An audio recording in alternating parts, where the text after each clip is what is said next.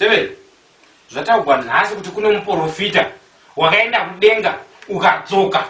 Wadzoka pano musi wechina mwari akatouya pambapake. Muprofita wakaenda ari nyama kudenga akadzoka ari nyama pa. Akatonovatako. Mwari wadouya kumba kwamuprofita. Muprofita akanitenga nyama kwaRengarden. Atenga nyama kwaRengarden, mwari akatora nyama. Mabhasikiti akazarima yaenda denga.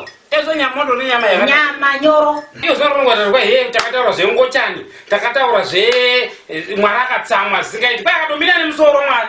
Mbamake. Kumira nemusoro kudai agumbuka mwari mako mumudei. Mwari chaivo nezvakaita mwari nokukosha kwavakaita. Vaitoti nyangwe chaivo vaprofita chaivo vaitoti pavapenya vaitsikitsira pasi uyu waizondokange nyama ndakavanda kupinda mwaini zvitokoroshi zvake one akapenya ndakavanda ndikanopinda muaini. imi vana vamazuva ano voromba ndozvitota tikati vana ngavasati azvibatabata zvikwango zvomunetsezvo. Inonanza kuti nyaya yeurombo sevi. Urombo bwanetsa. Ndosaka muchiona vakuru navadoko fanana kudo nomunhu. Azvafanana. Ini ndakungoti dai pari kuuya futi mwari. Vamarange ngavavepo, vamagaya ngavavepo, vababa Guti ngavavepo, vamagaya vovepo, president wowapo, nemisabhuku ndowandiripo baba. Nesuwo tite mawitness. Ini ndoya ndoku. Ina ndishati. Panetwa zvindoda kuvapowo. Vakanzi kunouya vaviri mukadzi nemurume isina kachitoveko tiri vaviri. Uzona mwari. Muchada zvemberi. Severe muchada zvemberi. Muchada zvemberi. Ndikutokonai.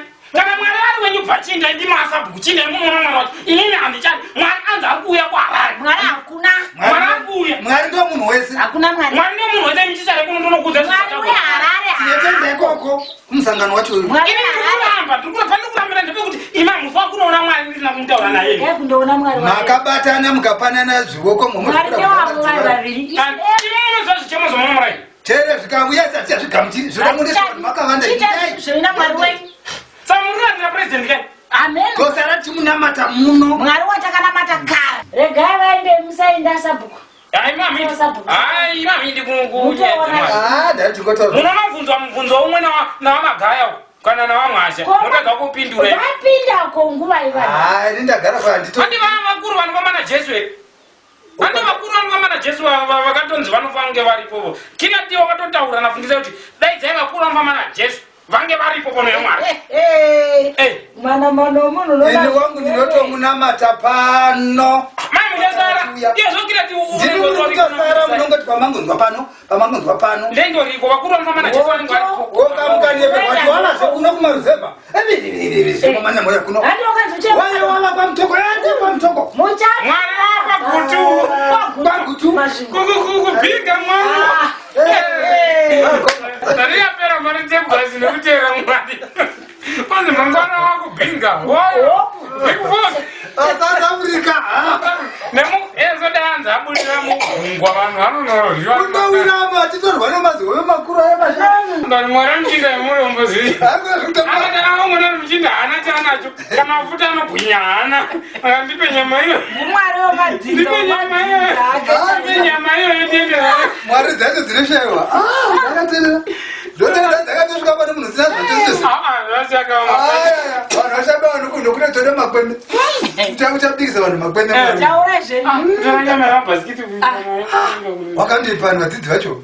Ndakanadiko musatamba nedenga. Denga iroro. Harina unopinda nemunana mani. Denga ripinda. Haina kunzi ndeyeng'ombe. Yanzi ndeyebhifi. Ibhifi haisiri haisi yeng'ombe. Bhifi ndereng'ombe. Aiwa ndeyebhifi. Bhifi rinobva mung'ombe. Yeng'ombe ing'ombe zvemene munoro avanorashika. Ng'ombe inonzi milki.